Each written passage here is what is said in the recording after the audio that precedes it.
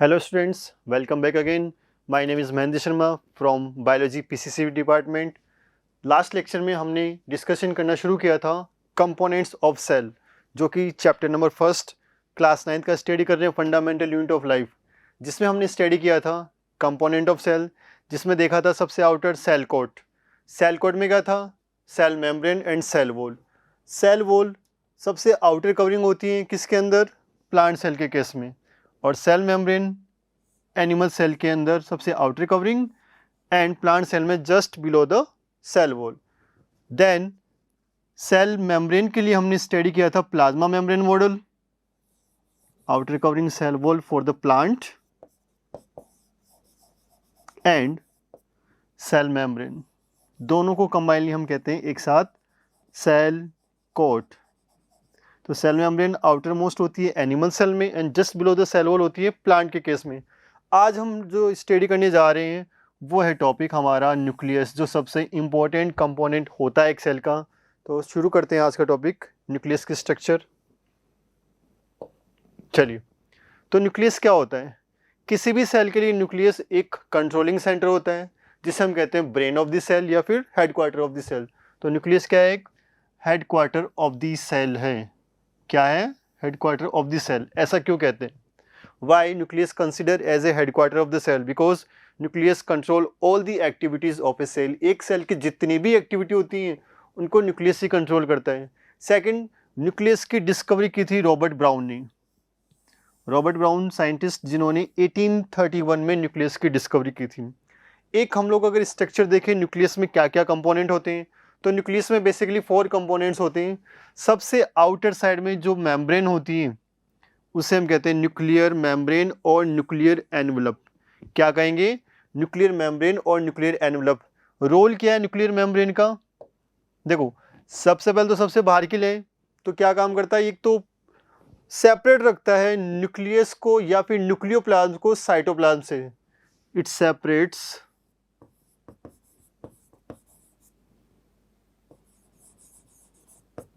Cytoplasm and nucleoplasm.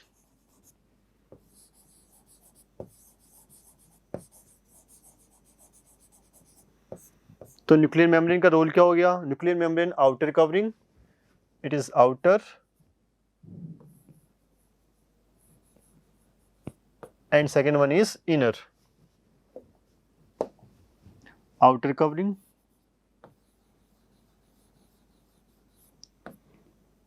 Inner covering. तो outer और inner membrane बना के न्यूक्लियर एनवलप बनाते हैं, जिनका रोल होता है वो न्यूक्लियोप्लाज्म को साइटोप्लाज्म से सेपरेट रखती है.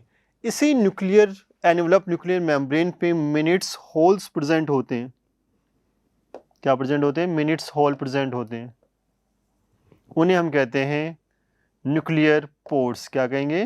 न्यूक्लियर पोर्स कहते हैं. इनका रोल क्या है?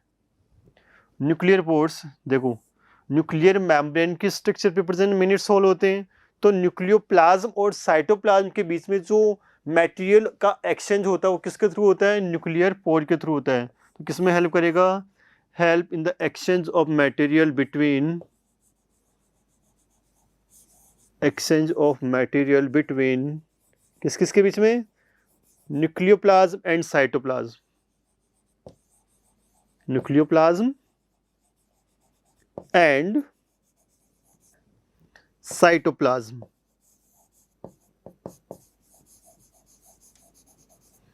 राइट. तो न्यूक्लियर मेम्ब्रेन पे न्यूक्लियर पोर्स प्रेजेंट हैं. इसके अलावा न्यूक्लियस के अंदर एक स्ट्रक्चर और है जिसको न्यूक्लियोलस कहते हैं. न्यूक्लियोलस क्या है? Nucleolus store house of RNA होता है. Store house of RNA, ribo nucleic acid. इसके अलावा प्रोटीन को बनाने के लिए राइबोसोम्स रिक्वायर्ड होते हैं, तो राइबोसोम्स भी यहाँ प्रेजेंट होते हैं.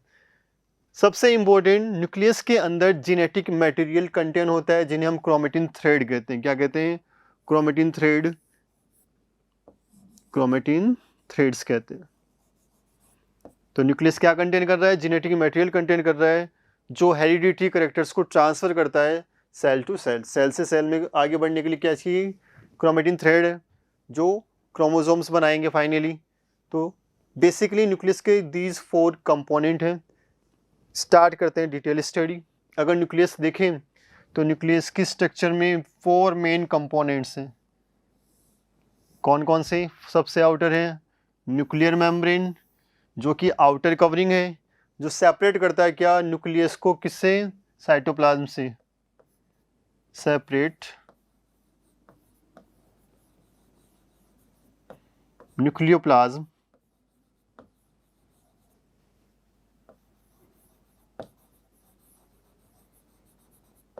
From cytoplasm.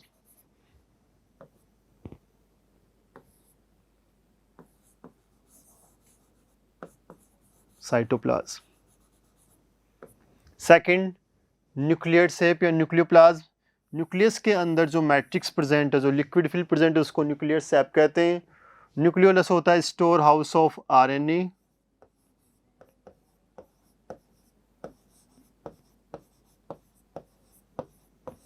Store house of RNA. और last chromatin thread. These are genetic materials.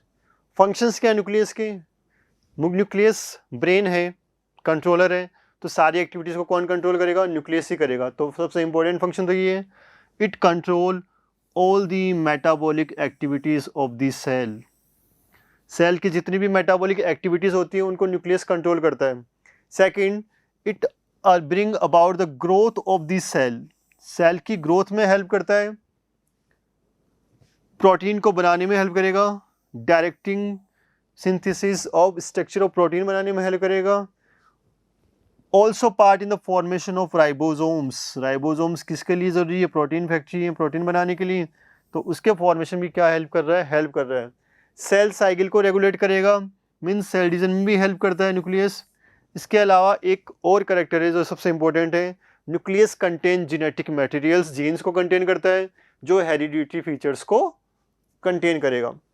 Next अगर हम देखें, अब न्यूक्लियस की डिस्कवरी हो गई, न्यूक्लियस की स्ट्रक्चर हो गई, तो बेसिकली सेल कोट और न्यूक्लियस हमने कवर कर लिया। इसके बाद हम देखते हैं प्लांट और एनिमल सेल में बेसिक डिफरेंस क्या है। तो प्लांट और एनिमल सेल की बात करें तो प्लांट सेल में सबसे आउटर कवरिंग क्या होती है? सेल वॉल होती है। जबकि एनिमल सेल की बात करें तो वहाँ पे सेल वॉल एब्सेंट होती है। सेकंड, प्लांट सेल में सेल वॉल के जस्ट नीचे लोकेशन किसकी होती है? लोकेटेड होती है cell membrane. Cell membrane just below the cell wall. But in case of animal cell में सबसे आउटर कवरिंग क्या होती है? सेल मेम्ब्रेन होता है। Cell membrane in outer covering. Animal के केस में सबसे आउटर कवरिंग है, प्लांट के केस में just below the cell wall होती है। देन प्लांट्स की अगर बात करें तो प्लांट्स के अंदर क्या प्रेजेंट है? क्लोरोप्लास्ट प्रेजेंट है। क्लोरोप्लास्ट किस में हेल्प करते हैं? क्लोरोप्लास्ट हेल्प करते हैं फोटोसिंथेसिस में। Chloroplast double cell membrane bounded cell organelle है। जबकि एनिमल सेल की बात करें तो एनिमल सेल में क्लोरोप्लास्ट एब्सेंट होते हैं। सेंटर में जो स्ट्रक्चर सबसे इंपॉर्टेंट है वो है न्यूक्लियस। न्यूक्लियस न्यूक्लियस क्या है? किसी भी सेल का ब्रेन है तो यहाँ पे न्यूक्लियस है।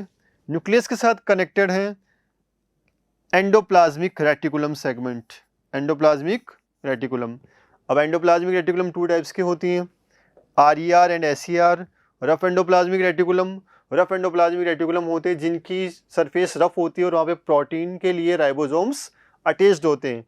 Smooth endoplasmic reticulum, smooth surface होती है इसलिए वहाँ पे राइबोसोम्स प्रेजेंट नहीं होती हैं। इसके अलावा same here in animal cell also nucleus present, RER present, SER present हैं। देन माइटोकॉन्ड्रिया, माइटोकॉन्ड्रिया प्लांट्स में भी प्रेजेंट होते हैं, एनिमल्स में प्रेजेंट होते हैं। माइटोकॉन्ड्रिया रोल प्ले करता है, it is the powerhouse of the cell. Cell को जो एनर्जी चाहिए वो कहाँ मिलती है? कौन क्रिएट करेगा? माइटोकॉन्ड्रिया। प्लांट सेल हो चाहे एनिमल सेल हो, दोनों के अंदर जो सेल मेम्ब्रेन के अंदर का कंटेनिंग फ्लूइड पार्ट होता है वो सारा क्या होता है? साइटोप्लाज्म। साइटोप्लाज्म प्लांट के केस में प्रेजेंट होता है, एनिमल के केस में प्रेजेंट होता है। देन एक बड़ा सा स्ट्रक्चर दे रखा है वैक्यूल। प्लांट के केस में वैक्यूल बड़ा होता है जबकि एनिमल के केस में वैक्यूल छोटे होते हैं, मोर देन 1 भी हो सकता है। देन वैक्यूल की जो आउटर कवरिंग है वो टोनोप्लास्ट होती है, आउटर कवरिंग ऑफ वैक्यूल। तो वैक्यूल की आउटर कवरिंग क्या है? Tonoplast, outer covering of vacuole. Animal case की बात करें, एंडोप्लाज्मिक रेटिकुलम प्रेजेंट है, एससीआर प्रेजेंट है, गोल्जी बॉडी दोनों केस में प्रेजेंट है। Then mitochondria present, lysosomes animal के केस में प्रेजेंट है, प्लांट के केस में मे और मे नॉट, ऑलमोस्ट नहीं होते बट किसी में हो तो वेरी कम, very very less. Plasma membrane और सेल मेम्ब्रेन सबसे आउटर है। राइबोसोम्स फ्रीली यहाँ पे प्रेजेंट होते हैं, राइबोसोम्स दोनों ही कंडीशन में प्रेजेंट होते हैं। These are the structure and basic difference between plant और animal cell, right. Then next, एक डिफरेंशिएट मैनर में देखें प्लांट और एनिमल सेल में डिफरेंस क्या होता है। Cell wall, cell wall plants में प्रेजेंट होती हैं, एनिमल में एब्सेंट होती हैं। प्लाज्मा मेम्ब्रेन प्रेजेंट होती हैं और यहाँ पे सिर्फ और सिर्फ आउटर कवरिंग किसकी है? सेल मेम्ब्रेन की है। माइक्रोट्यूब्यूल्स की बात करें, माइक्रोट्यूब्यूल्स दोनों में प्रेजेंट होते हैं। लाइजोसोम्स एनिमल केस में तो होते ही हैं, प्लांट्स में may be not. Nucleus present है दोनों केस में। शेप अगर बात करें तो प्लांट की जो शेप होती है वो रेक्टेंगुलर शेप में है, जबकि एनिमल की वो है राउंड शेप में, इनरेगुलर शेप में। क्लोरोप्लास्ट एग्जाम्पल होता है प्लांट के लिए, तो प्लांट में प्रेजेंट होता है, एनिमल में क्लोरोप्लास्ट एब्सेंट होते हैं। साइटोप्लाज्म सेल मेम्ब्रेन के अंदर का जो फ्लूइड कंटेनिंग पार्ट होता है वो दोनों में प्रेजेंट है। एंडोप्लाज्मिक रेटिकुलम दोनों में प्रेजेंट है। राइबोसोम्स भी दोनों में प्रेजेंट है। बस एनिमल सेल और प्लांट सेल की बात करें तो राइबोसोम्स यहाँ पे प्रेजेंट हैं। माइटोकॉन्ड्रिया फिर से दोनों में प्रेजेंट है। वैक्यूल्स एनिमल के केस में लार्ज होता है, एक हो सकता है। प्लांट एनिमल के केस में मोर देन वन हो सकता है, स्मॉल होते हैं, बट प्लांट के केस में लार्ज होते हैं और बड़े हो सकते हैं। गोल्जी ऑपरेटर्स दोनों में प्रेजेंट है। तो these are the basic difference between plant और एनिमल सेल। नेक्स्ट हम पढ़ने जा रहे हैं साइटोप्लाज्म। हमने स्टार्ट किया था component of cell. Component of cell में सबसे पहले हमने क्या पढ़ा? Cell coat. उसके बाद में हमने स्टडी किया न्यूक्लियस, और लास्ट कंपोनेंट जो होता है वो होता है साइटोप्लाज्म। तो साइटोप्लाज्म क्या है? एक लिक्विड कंटेनिंग पार्ट है। Cytoplasm discovered by Kolliker. किसने डिस्कवर किया है? कोलिकर ने किया है 1862 के अंदर। साइटोप्लाज्म होता क्या है? साइटोप्लाज्म का मेन रोल क्या है? It is the site of both biosynthetic, biosynthetic means यहाँ पे कोई लिविंग कंटेंट बन रहा है। Second, it is the site of catabolic activities और कैटाबॉलिक पाथवे। साइटोप्लाज्म के अंदर कैटाबॉलिक एक्टिविटीज होती हैं, फॉर एग्जांपल रेस्पिरेशन। सेल के अंदर रेस्पिरेशन होता है तो उसका स्टार्टिंग इनिशियल कहाँ होता है? वो साइटोप्लाज्म ही होता है। ऐसा क्यों होता है? क्योंकि साइटोप्लाज्म के अंदर एंजाइम्स प्रेजेंट होते हैं जो क्या करते हैं? ग्लूकोज को ब्रेक डाउन करते हैं ग्लाइकोलाइसिस प्रोसेस में, तो वो कैटाबॉलिक प्रोसेस हो गई, राइट। अब साइटोप्लाज्म को दो डिफरेंट पार्ट में डिवाइड करते हैं। एक सेल के अंदर जो कंटेंट होता है, सेल के अंदर लिक्विड कंटेनिंग जो पार्ट होता है उसको साइटोसोल कहते हैं। क्या कहते हैं? Cytosol. Outer membrane cell membrane,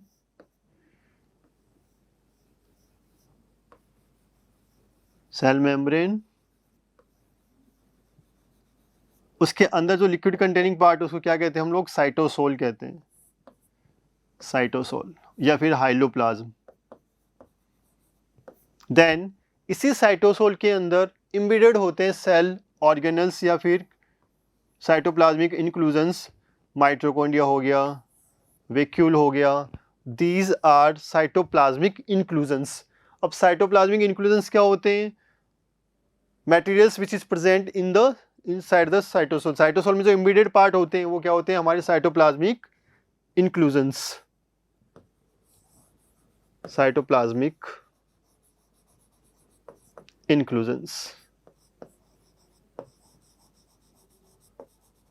अब साइटोप्लाज्मिक इंक्लूजन्स दो पार्ट होते हैं। अगर देखें हम लोग पहले cytosol, what is cytosol? It is aqueous solution part containing various fibers protein from forming cytoskeleton बनाता है। सेकेंड, साइटोप्लाज्मिक इंक्लूजन्स क्या होते हैं?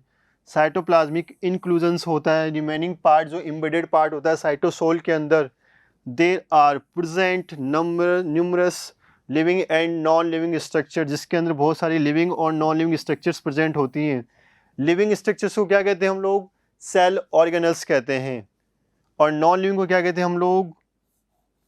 लिविंग को कहते हैं सेल ऑर्गेनल्स।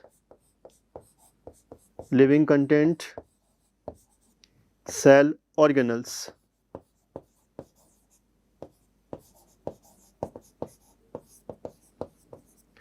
और नॉन लिविंग कंटेंट को एर्गास्टिक बॉडी कहते हैं। नॉन लिविंग कंटेंट को कहेंगे एर्गास्टिक बॉडी, जिसकी हम डिटेल स्टडी नेक्स्ट आगे के लेक्चर में करेंगे। सेल ऑर्गेनल क्या होते हैं? These are the living content, और नॉन लिविंग होते हैं एर्गास्टिक बॉडी। लिविंग कंटेंट की बात करें तो जितने भी सेल ऑर्गेनल्स हैं, माइटोकॉन्ड्रिया है, राइबोसोम्स हैं, एंडोप्लाज्मिक रेटिकुलम, ये सारे किस में आएंगे? सेल ऑर्गेनल्स लिविंग कंटेंट में। नॉन लिविंग में आते हैं वैक्यूल, राइट। तो साइटोप्लाज्म का रोल क्या है, क्या काम है इसका, main function? It is participate distribution, intercellular distribution of nutrition, nutrients, metabolic activities and enzymes. Second, help in exchange of materials. Material को exchange करता है between the cell organelles. Cell organelle और cytoplasm के बीच में material को exchange करने में कौन help करता है? Cytoplasm करता है. Third, very important, it is the site of chemical reaction. जो हम कह रहे हैं कि metabolic, catabolic activity यहाँ पे डन होती हैं, वो केमिकल रिएक्शन होती हैं, लाइक ग्लाइकोलाइसिस, जो रेस्पिरेशन का पार्ट होता है। ब्रेकिंग डाउन ऑफ फूड कहाँ होता है? सेल में। स्टेप ऑफ रेस्पिरेशन वो कहाँ पे होती हैं? ये सारी स्टेप कहाँ होती है? ये होती हैं साइटोप्लाज्म में। क्यों? क्योंकि साइटोप्लाज्म के पास कुछ एंजाइम्स होते हैं, वो इसको ब्रेक डाउन करने में हेल्प करते हैं। सिंथेसिस ऑफ फैटी एसिड और फैटी एसिड को फॉर्मेशन करने में भी हेल्प करता है। तो साइटोप्लाज्म इस तरह से एक रोल प्ले करता है। तो इस वीडियो में हमने देखा सेल के remaining part, component of cell, जिसमें हमने पढ़ाई स्टार्ट किया था सेल कोर्स से, जिसमें हमने स्टार्ट कर दिया, ख़त्म कर लिया है सेल मेम्ब्रेन, सेल वॉल। फिर आज हमने पढ़ा न्यूक्लियस क्या होता है, और लास्ट हमने पढ़ा साइटोप्लाज्म क्या होता है। These are the main component of cell. Next lecture से हम स्टार्ट करेंगे डिफरेंट जो सेल ऑर्गेनल्स प्रेजेंट होते हैं। मीन्स सेल तो है ही सही, सेल के अंदर और काफ़ी सारे सेल ऑर्गेनल्स होते हैं, जिनकी डिटेल स्टडी हम स्टार्ट करेंगे हमारे आने वाले वीडियोज़ में। Thank you so much.